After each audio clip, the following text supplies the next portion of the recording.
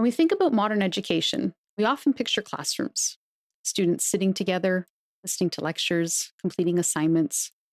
But for most of human history, learning happened very differently. People learned by doing, working alongside experienced practitioners, gradually taking on more responsibility as their understanding grew. And this model had a name: apprenticeship. And interestingly, elements of this very old learning model are quietly returning into modern education. Welcome back to the EdTech Curio Cabinet.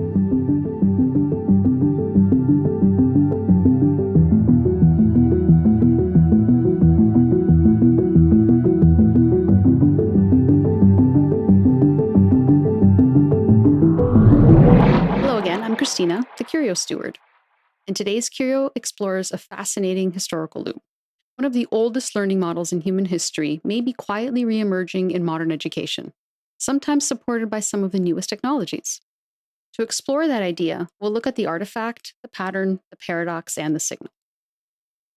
Across universities and professional programs, there is growing emphasis on what educators often call experiential learning or work integrated learning. You'll hear those referred to as internships, industry projects, co op programs, applied research.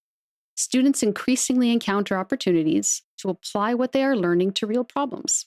Sometimes they work directly with companies. Sometimes they collaborate in project teams that mirror professional environments. And sometimes they engage in simulated experiences, all using digital platforms to design systems, analyze data, or solve complex scenarios. And technology often helps enable those experiences. Simulation environments offer students the opportunity to test ideas in a controlled setting. Collaborative platforms allow distributed teams to work together. And increasingly, students can engage with authentic problems from anywhere, not just within the walls of a classroom. But the idea behind these ideas and these models is not new. In fact, it's very old. Long before formal universities, people learned through participation, by observing, by attempting, by receiving guidance, by refining their understanding through practice. What we now call work integrated learning is in many ways a modern expression of apprenticeship reintroduced through contemporary tools, but grounded in a much older model of learning through doing. For centuries, skilled professions were learned through apprenticeship. A learner would work alongside an experienced practitioner, watching and practicing, and gradually taking on more responsibility. That learning did not occur primarily through lectures or exams. It happened through observation, feedback, and repeated attempts at real work. Over time, modern universities shifted away from this model. Classroom instruction allowed knowledge to scale. One instructor could teach hundreds of students at once, but something interesting is happening today. The elements of apprenticeship are returning, and they are returning not because classroom education failed, but because the modern world increasingly values the ability to apply knowledge into a complex situation. This idea connects strongly with arguments made by journalist and educator Fareed Zakaria in his book In Defense of a Liberal Education. Zakaria argues that education should not focus narrowly on training people for specific jobs. Instead, it should cultivate broad intellectual abilities, critical thinking, communication, creativity, and the ability to adapt to new challenges. In other words, education should help students learn how to think, not simply what to do. And interestingly, apprenticeship models can support exactly that. When students confront real problems, they must integrate knowledge from many areas. They need to show technical understanding, communication, judgment, adaptability. These are precisely the qualities Zakaria argues define a strong liberal education. Here's the paradox.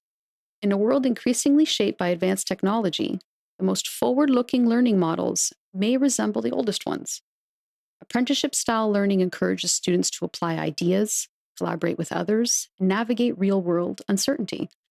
And in doing so, it reinforces something much deeper than technical skill. It develops judgment. It develops context, adaptability. This connects directly to the argument made by In Defense of a Liberal Education. Zakaria emphasizes that education is not only about preparing students for specific jobs. It is about cultivating intellectual agility, the ability to think critically, communicate effectively, and adapt to changing circumstances. And this is where the paradox becomes especially interesting. Experiential learning is often framed as practical or career-oriented, But in reality, it may be one of the most powerful ways to develop the broader capabilities associated with liberal education. Because when students engage with real problems, they quickly discover that those problems do not fit neatly within disciplinary boundaries. They must interpret ambiguous situations. They have to integrate knowledge from multiple domains, communicate with different audiences, and adjust that approach as new information emerges. So, in other words, they must think, not just execute. The paradox is that the most applied forms of learning may also be the most intellectually expansive. The signal emerging from this curio is that education may increasingly move towards integrating theory and practice more intentionally. Rather than separating learning into distinct phases, first theory, then application, students may move fluidly between them. Classroom instruction introduces concepts, projects allow those concepts to be tested, industry engagement provides context, and then research deepens that understanding. And finally, reflection connects experience back to theory. Technology plays an important enabling role here. It allows institutions to connect students to external partners, simulate really complex environments, support collaboration through these different locations, and then track and assess applied learning. But the deeper goal is not technological, it is developmental.